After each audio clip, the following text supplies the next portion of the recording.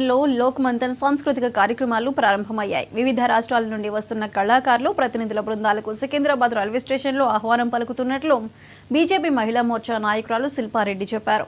ప్రజ్ఞా భారత్ ఆధ్వర్యంలో జరుగుతున్న ఈ కార్యక్రమానికి ఆర్ఎస్ఎస్ 2 నెలలుగా ఏర్పాట్లను చేస్తున్నట్లు శిల్పారెడ్డి చెప్పారు. వివిధ రాష్ట్రాలకు చెందిన ప్రతినిధులు, కళాకారులకు హైదరాబాద్ శిల్పారామం వేదికగా నిలిచిందని శిల్పారెడ్డి చెప్పారు. ఈ రోజు నుంచి 24 తారీఖు వరకు లోక్ మంథన్ ప్రజ్ఞా భారతి ఆధ్వర్యంలో మన శిల్పారామం శిల్పకళా వేదికలో ఉదయం 10 నుంచి రాత్రి 10 గంటల వరకు ఈ యొక్క కల్చరల్ ఫెస్ట్ని మన ప్రజ్ఞా భారతి వారు నిర్వహిస్తున్నారు.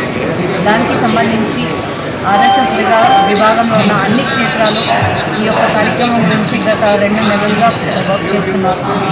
సో దీనికి సంబంధించి ఇది లాస్ట్ కొన్ని 3-4 ఇయర్స్ నుంచి ఈ యొక్క లోక్మంథన్ కార్యక్రమము మన దేశవ్యాప్తంగా నిర్వహిస్తున్నారు. లాస్ట్ గువాహటిలో జరిగింది లాస్ట్ టర్మ్. ఈసారి ప్రత్యేకంగా హైదరాబాద్లో మన భాగ్యనగరంలో నిర్వహించాలని దీనికి ఈ లోక్మంథన్ కార్యక్రమానికి ప్రెసిడెంట్ కిషన్ రెడ్డి గారు అలాగే ఆర్ఎస్ఎస్ నిర్వాహకులు అందరూ కూడా కలిసి ఈ యొక్క కార్యక్రమాన్ని ఈ సంవత్సరం భాగ్యనగర్లో నిర్వహిస్తున్నారు.